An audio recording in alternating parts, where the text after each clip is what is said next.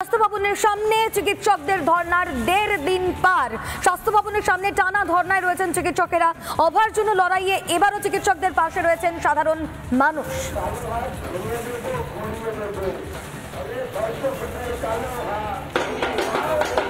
नीरा सफेद तुरंत खुले, भरपूर झाग दे और इसकी स्मार्ट साइंस दे स्मार्ट केयर और फ्रेशनेस। मेरी चॉइस मेरा सफेद।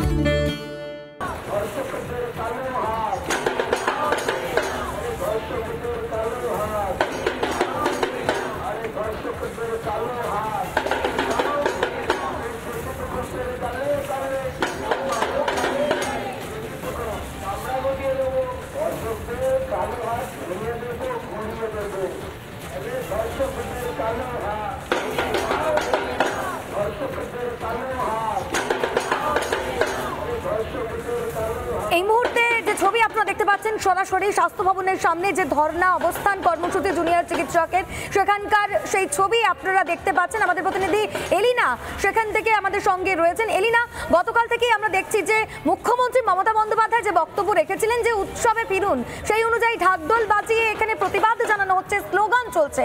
আজকের কি ছবি, কি বলছেন জুনিয়র চিকিৎসকরা?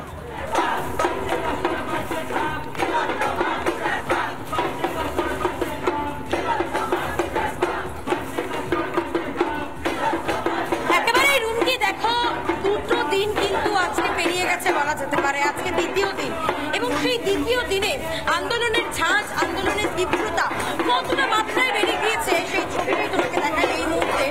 সকাল সকাল তারা কিন্তু স্লোগান শুরু করেছেন। গতকাল আমরা যে ছবি দেখেছি ঢাক ঢোল বাজিয়ে, বাজনা বাজিয়ে তারা অভিনব প্রতিবাদ শুরু করেছেন। আজকেও সেই ছবি, সকাল থেকে এখানে ঢাক বাজছে, বিভিন্ন রকমের বাজনা বাজিয়ে তারা স্লোগান দিচ্ছেন। সব থেকে বড় কথা, তারা জানিয়েছেন এই আন্দোলন কিন্তু একইভাবে চলবে, কোনোভাবেই আন্দোলন থেকে তারা কিন্তু সরে আসছেন না। স্লোগান দিচ্ছেন, তারা কি স্লোগান দিচ্ছেন একটু শুনবো।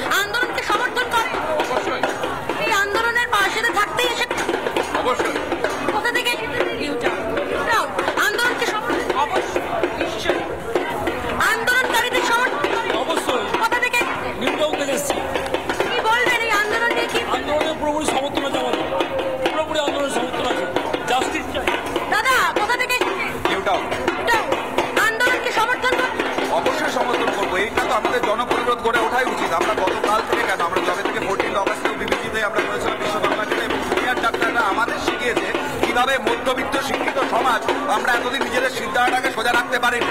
এই জুনিয়র ডাক্তারদের পাশে যদি না দাঁড়াই তাহলে নিজেকে মানুষ বলে মনে করি। সাধারণ মানুষ জেগে উঠেছে রুমকি, তুমি বুঝতে পারছো তাদের কথা শুনে। এখন এত সাধারণ মানুষ সকাল বেলায় তারা চলে এসেছেন এখানে, বিশেষভাবে সক্ষম যারা, তারাও কিন্তু বিভিন্নভাবে তারা নিজেরা প্রতিবাদ করছেন। সবটা মিলিয়ে এই মঞ্চ, এই আন্দোলনের মঞ্চ এখন সাধারণ মানুষেরও মঞ্চ হয়ে দাঁড়িয়েছে। তারাও বিচার চাইছেন।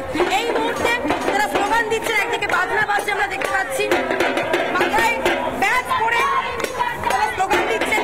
গোটা আন্দোলনের যে মঞ্চটা, সেই মঞ্চের ছবি কোথাও গিয়ে একদমই এলিনা, তুমি আমাদের সঙ্গে থাকো। সাধারণ মানুষও আজকে সেখানে পৌঁছে গিয়েছেন সকাল সকাল, সেই ছবির দিকে আমরা অবশ্যই নজর রাখবো। তবে এলিনা, তুমি আমাদের সঙ্গে থাকো, আমরা একবার শোনাই স্বাস্থ্য প্রতিমন্ত্রী চন্দ্রিমা ভট্টাচার্য তিনি ঠিক কি বলেছিলেন গতকাল, শুনুন।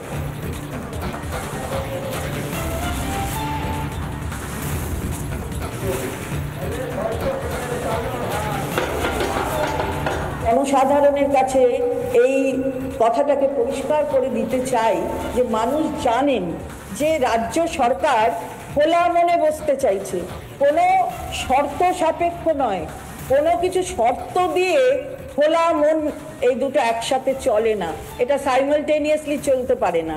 অর্থাৎ খোলা মন নেই, অর্থাৎ সেই মেয়েটি বিচার পাপ, যিনি নির্যাতিতা হয়েছেন এবং মায়ের কোল ছেড়ে চলে গেছেন, আসলে ব্যাপারটা তা নয়, পেছনে কোনো রাজনীতির খেলা আছে, তাই এতটা সময় লাগছে এত কিছু চিন্তা ভাবনা করতে, কিন্তু আলটিমেট লক্ষ্য হচ্ছে আসলে খোলা মনে কোনো আলোচনা দরকার নেই, চায় না, তাই এই শর্তগুলি আরোপ করা হচ্ছে।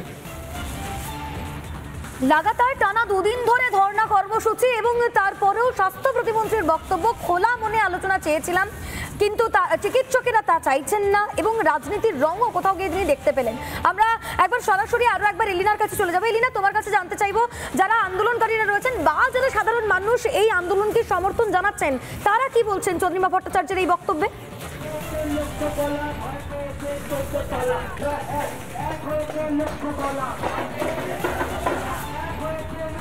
একেবারে রুমকি দেখো, গতকাল চন্দ্রিমা ভট্টাচার্য যে বক্তব্য রেখেছেন বা বলেছেন যে এই আন্দোলন নাকি সম্পূর্ণ রাজনৈতিক, রাজনীতির রং চড়াতে চেয়েছেন তিনি, এবং তারপরে আমরা দেখেছি আন্দোলনকারী চিকিৎসকরা তারা স্পষ্ট বার্তা দিয়ে সাংবাদিক বৈঠক করে জানিয়েছেন এটা কোনো রাজনৈতিক আন্দোলনের মঞ্চ নয়, এটা অরাজনৈতিক আন্দোলন, এটা নিজেদের নিরাপত্তার প্রশ্ন, তাই নিরাপত্তার আন্দোলনে তারা সামিল হয়েছে নিজেদের বিচার চাওয়ার জন্য।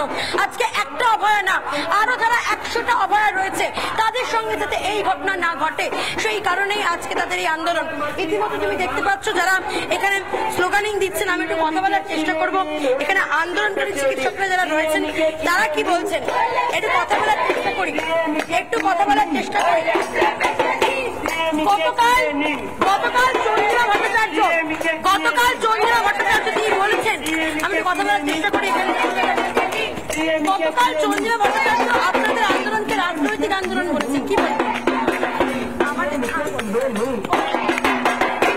আমি আরো অনেক কিছু কথা বলার চেষ্টা করবো যারা এখানে রয়েছেন। তুমি বুঝতেই পারছো তারা স্লোগানিং দিচ্ছেন, একদিকে তারা স্লোগানিং দিচ্ছেন, অন্যদিকে সাধারণ মানুষজন তারা রয়েছেন, তারা আন্দোলনকে সমর্থন করছেন। কিন্তু এই যে রাজনৈতিক রং দেওয়ার চেষ্টা, চন্দ্রিমা ভট্টাচার্য গতকাল প্রেস কনফারেন্স করে নবান্ন থেকে যে তারপরে কোথাও গিয়ে আন্দোলনকারীরা একটা বার্তা দিয়ে দিয়েছেন। অবশ্যই এই ছবির দিকে আমাদের নজর থাকবে। এলিনা, তুমি আমাদের সঙ্গে থাকো, আমরা আবারও তোমার কাছে যাবো, তবে আপাতত তোমাকে ধন্যবাদ।